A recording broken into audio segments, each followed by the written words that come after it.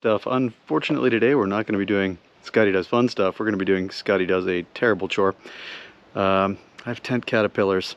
So if you don't know what tent caterpillars are, they're sort of a worm caterpillar that weaves a big old web in a tree and well, looks something like that there. Crawl up on the ladder here, you can see a little better.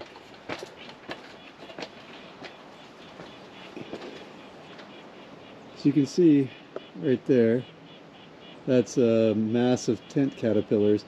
And what they do is they make a ball-like structure to live in the center with that web.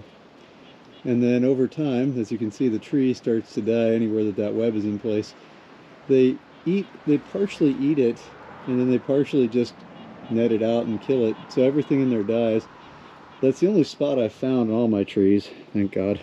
But I don't want them getting on my little ornamental maple over here. I don't want them getting on anything else in here. So we're going to take them out. Should be a pretty easy job, really. Step one, of course, in this easy job is you got to kill them first, and then you got to cut that out. So start with step one. All right, let's get after it. So first things first, we got a couple things to get all this together with. We have a 2.5 gallon garden sprayer. This is a Garden Plus, and we're using Garden Safe brand neem oil extract. Now I don't know what kind of a tree a neem is, but well, that's what we're using. So the way I'm going to do this is I'll fill this first and leave a little room, and then put this in. And this is it's 3-in-1. It's an insecticide, fungicide, and miticide that kills a lot of things. That's good when you're trying to do this. It's also garden safe, so it's good for everything, and it's not bad for everything. Although, you know, the reality is that if you're going to use something like this, you want lots of safety precautions. I'm wearing gloves, long sleeves, so if it splashes back at me, I'll have this buttoned up when I get up on there. When I get up on the ladder, gonna wear some 3M protection here. Make sure that I can stay safe that way breathing it. Don't want to breathe any of this in. And gonna wear a face shield too, just in case there's any blowback. So yeah, so it's not the best situation because I got to get way up on a ladder there, as you saw, but such is life. Now, for mixing this stuff, it says to use 2 to 4 tablespoons per gallon of water, and this is 12 fluid ounces, or 10 fluid ounces rather. So the way you do tablespoons of fluid ounces is that you do it kind of doubles. So 2 tablespoons is 1 fluid ounce. So this is about 20 tablespoons. So using 2 to 4 for 2.5 gallons, 4 times 2.5, I'm going to go heavy on it, is going to be about 12. So a little over half of this concoction that we want to shake vigorously. And like I said, we'll fill this up first, and then go from there.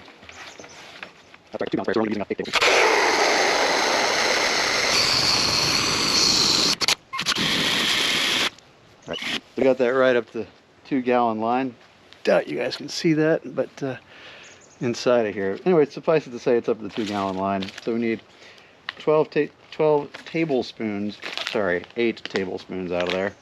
And unfortunately, there's no easy way to measure this.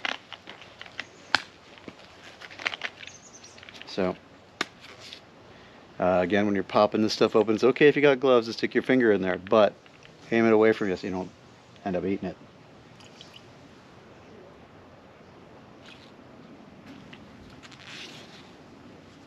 It's a little less than half. There's half, so that'd be 10 tablespoons. All right, so that is in there. I'm going to put on my face shield so I don't get some blowback. And we'll just spray off my finger and spray around the top of that, get that cleaned off. All right, so now insert that gingerly. Make sure that the connections are good. And one thing you can also do here when you're down on the ground, I like to do this every time you take the nozzle here, just test the spray pattern. Oh, okay, well that's all right. So this sprayer has a pressure release on that side. Looks like that may not be working right, so we'll just work that in and out a few times.